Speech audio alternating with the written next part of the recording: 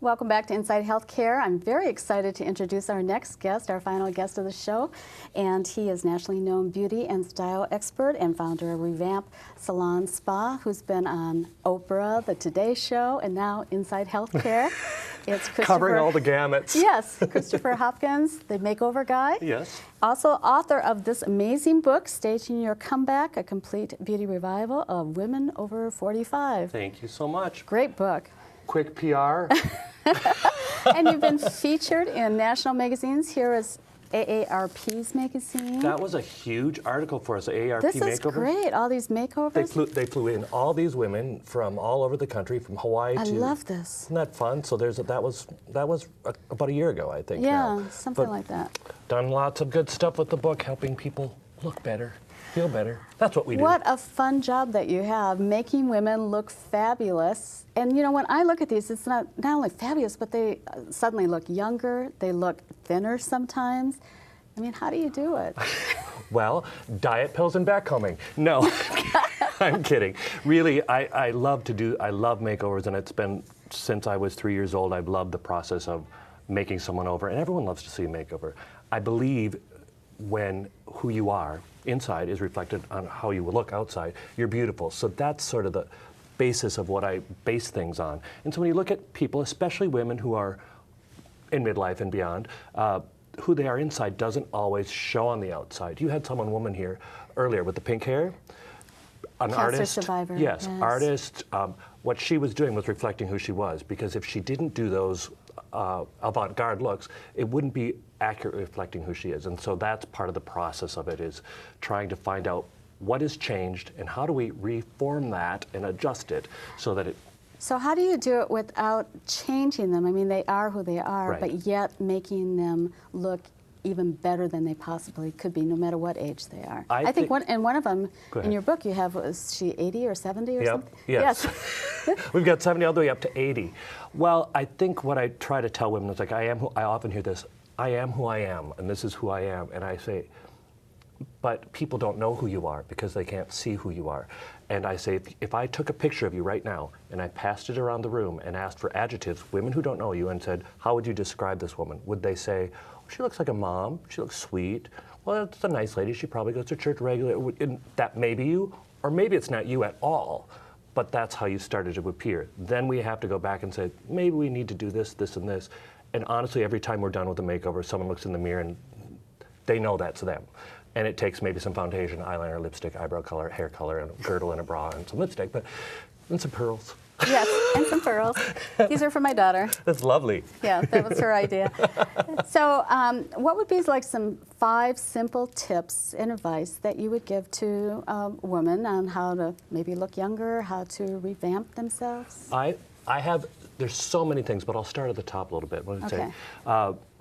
The thing that you could nutshell it is to say, as you're getting older, you want to bring everything up. The focus needs to come up to your eyes no matter what. So that might mean the right haircut and color, of course. The next thing is eyebrows. A good arched eyebrow and groomed eyebrows is the next most important thing. But can I go back to that hair? Sure. How do you know what's a good haircut? Well, you come to Christopher Hopkins at Revamp Salon Spa. No, but you really need to find and research. And I have a part in my book that says finding the perfect hairdresser. It's, you go to hospitals and you find the perfect doctor and you do some research. You just find the research, you go in for consultations, because you're not going to know it. Most people don't know it themselves, especially when their hair has changed. They can't make their hair do what it was, so it's really doing the research to find the right haircut. And then the eyebrows, of course. Here's my little tip with eyeliner. If you put eyeliner under the top of your lashes, just under the lashes, is one thing I do to everyone, and it pops. It makes them look younger. Softer lips is usually better with more eyes. And then a lift of a good bra. Very important. To give you that youthful Yeah, look? everything we're lifting. And yes, so anything that you can do lift. And like what you're doing, I mean, even if everything you've done for camera, it's a monochromatic line with a focus around your face. Good, I'm glad. Those things are all done, because if you didn't do that, you already know from experience by being on television the things but a lot of people don't know what it takes. So that's what I do. And some of the other advice that you have in the book, you talk about, like, you what kind of category do you belong in? Are you Yes. classic or romantic or That's glamorous? the first thing. Well, the first step I always say of staging your comeback is realizing that it's your turn and taking the emotional steps of wanting it, giving yourself the approval, realizing that you maybe put everything else behind, yourself behind everything else for a few years. Maybe it's children, maybe it's work, maybe it's husband, and taking that step of it's my turn. Once that's done, then you can do things like define your personal style, learn how to dress for your body type, which we do a silhouette analysis at my salon, which is very important because your body's changed. And then knowing the hair and makeup that goes with it. So what's involved with this body analysis then? We take several measurements, put it into the computer, and out comes your ideal silhouette, maybe your ideal necklines, your best jacket length. A lot of people know maybe they're a pear shape or an apple shape or one of the, those terms.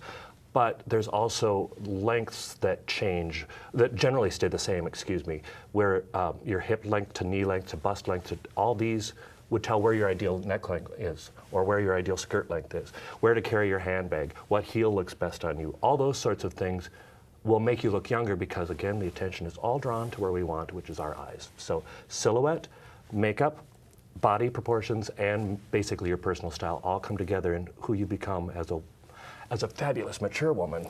Even though we don't love that word, Yes, we can accept it, can't we? Yes, and looking our best. And it's amazing, like I said, when you look at these makeovers, the before and after, how much youthful they look.